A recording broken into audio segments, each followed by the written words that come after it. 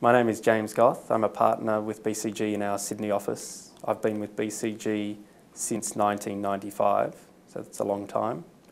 I run the strategy practice area here in Australia and New Zealand. If I had to talk about a framework that BCG has, it's around competitive advantage. Strategy is all about the choice of where and how to compete to maximise your competitive advantage.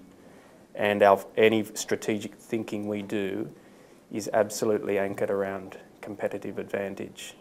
What leads to it, what can gain our clients competitive advantage, what can help our clients retain their competitive advantage, real competitive advantage. One that manifests itself in specific line items of the P&L and hence in value creation. If we see an advantage that doesn't lead to value creation, it's not a competitive advantage. So to recap, if anything, our strategic framework is something that moves from strategy through to competitive advantage through to shareholder value. And unless we can see a clear line of sight from the strategic thinking right through to creating competitive advantage to manifesting itself in value for the shareholders, creating shareholder value, then it's not an effective strategy, and that's the framework that guides us. Any frameworks or ways of thinking about strategy that emerge out of BCG emerge from our case team work, from our client work. We don't have a separate institute that tries to work out the next framework in absence of what we're doing. It actually comes out of the day-to-day work we do with our clients. So the first role that we can play, and we typically do play, is just to ensure that the strategy setting process is right. They're taking the right time to set the vision and the overall strategy, and that their planning process is actually doing what it needs to do, which is coming up with proper concrete initiatives to implement the strategy. The second role that we play is actually getting the right inputs to the strategy setting process.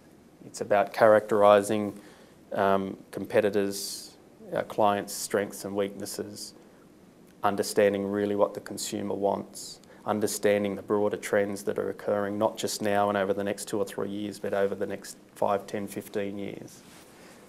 So that's the second role that we can play.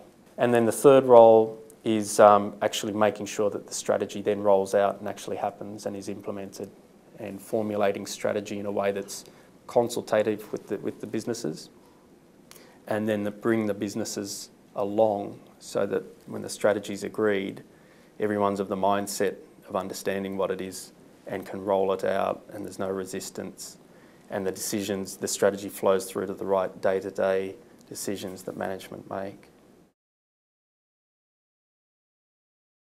We're probably still most famous for our matrix, the BCG matrix, which came out of a very specific piece of work for one of our North American clients, and was all about the idea of corporate portfolio and corporate strategy.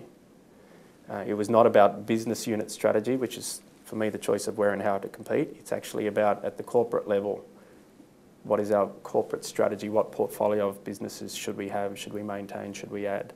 In the 80s, our thinking on time-based competition was probably another well-known framework that emerged out of our case team work, especially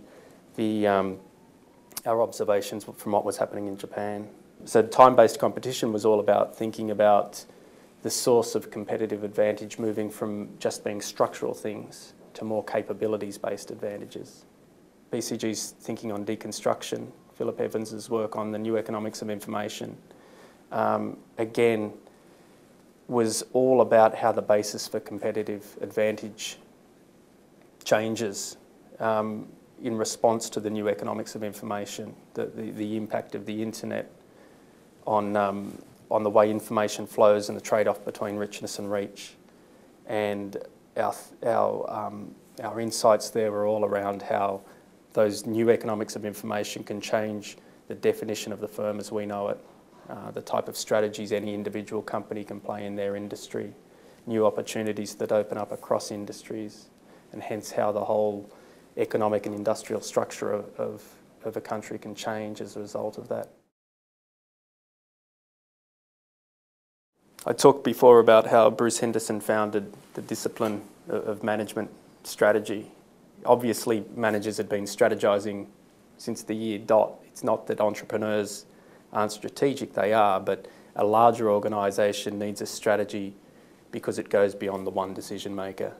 So I think they need a strategy, to give a vision and an end goal to the organisation and to the employees. So a strategy has to, at the end of the day, point to where the organisation is heading and allow people to galvanise around that.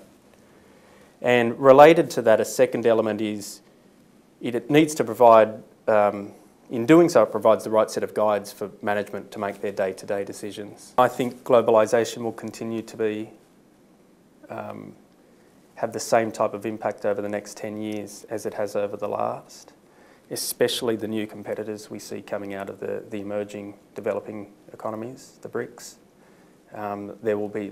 We are already seeing a new form of global competitor, which is quite different from the previous multinational, Western multinational. These are much more nimble, much more competitive companies emerging out of places like China and India and Brazil, who will really turn the industries on their head on a global basis. Business strategy is simple for me. It's the choice of where and how to compete. It's all down to, so there's a few things there. It's a choice. Strategy has to be about something you're doing and something that you're not doing. It has to be where you decide to compete and where you don't decide to compete. And it's always about competitive advantage. It's a choice of where and how to compete in a way that you maximise your competitive advantage. A good strategy for me is one that provides a broad enough set of guideposts that it can inform management's decisions day to day. So actually, strategy is not set once and then forget. It actually evolves over time. And unless an organisation is dynamic enough to be able to adjust the strategy to respond to what's happening in the market, the strategy is not a good one. So it's more the way the strategy is framed and rolled out than the strategy itself that is the hallmark of a good strategy. We see the process of crafting a strategy as being a mixture of inductive and deductive thinking, or of out-of-the-box and analytical thinking. So to take the analytical side of things, there's a set pieces of analysis that everyone should do before they set a strategy, and that's understanding their customers, what their customers really need, what their underlying needs are, and where their sources of dissatisfaction are today, and how they will evolve. It's about understanding future trends. It's about understanding competitors and competitive positions within the industry. So that's the first type of analytical, and there's an analytical side of things. It's about processing them and looking at them in a way which can inform a strategy. The other side of the fence is a much more creative, out-of-the-box, challenging type of perspective, which, apart from the analytical inputs, actually makes sure that there is enough challenging happening around the boardroom table, around the executive table. And we play a role there, from bringing observations from other industries or disciplines, in bringing experts from other countries. But other ways that can create this type of outside-in view of involving suppliers, labour, unions, whoever else can actually help give a more outside-in, left-field view of the opportunities for a company. That's the other side of this, and a good strategy process actually mixes the two up. Some of the most important pieces of data you need, or types of data you need, are around consumer insight. In my mind, everything starts with the customer. It doesn't have to be a consumer, it might be a business customer for an industrial company. But everything starts with an understanding of the customer. A lot of companies set a strategy with an intimate knowledge of their own company and their own company's economics, but it's never relative, or too rarely relative, to their competitors, and without enough empathy in thinking about what the competitors are thinking and doing and capable of. So the second one is around competitive data. The third are long-term trends that might affect the industry. These are not just the trends over the next 2 or 3 years, but what we call mega trends over the next 5, 10, 15 years. And a really thoughtful understanding of how they will impact the competitive environment in the industry and what extra opportunities they will create. The ultimate measure of success in business is shareholder value. So I believe that the best way of measuring the outcome of a strategy is actually how much value is created. What makes a good strategist is a few things. One is always starting with a clean sheet of paper. It's never applying frameworks blindly. It's actually thinking, it's bringing a certain mindset to any problem and then working through that problem without any preconceptions. To set a good strategy these days, CEOs have to be much more au fait in dealing with uncertainty. That's one thing. They need to be much more expansive in thinking about alternative possibilities and scenarios. They need to be much more mindful of how to translate a strategy in their head or on paper into real difference at the coalface and in day-to-day management decision making. What's often called implementation or execution of strategy has to flow seamlessly and quickly. Being a consultant, I've learnt the value of working in a team in strategic problems, because a team is a method of becoming creative, and you've always got to be creative when you're thinking strategically. There are a few elements to having a good mindset for being a good strategist. One is to always think dynamically, always working out what steps in the game might be played out, never just the first step. It's about thinking, trying to have an outside-in perspective, informing from other disciplines or other industries. The other part of the mindset is always thinking about implementation. It's not whether a strategy, not just a strategy that looks right on paper as the answer, but it's one that can be implemented in the particular company. One which fits with the culture of the company, which can be sold within the company, and which people can buy into and actually get traction. Look, I don't think a day will look much different to how it does today.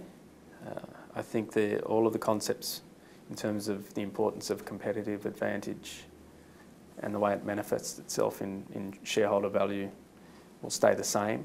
The toolboxes will change, the underlying trends, the frameworks will probably be different, but they will still be aiming at those same fundamental concepts. I do believe that the speed of change will be even faster then than it is now. So I think that even more than today, a good strategist in 2020 will be moving from strategy setting to implementation almost instantaneously. Strategy setting will be just as much about how do I empower my managers to think and behave strategically on a day-to-day basis under this broad vision or strategy that we have. That will be even more common than it is today. And today it's much more common than it was 20 years ago. The one single most important piece of advice I would give to today's students of strategy is to not overcomplicate things.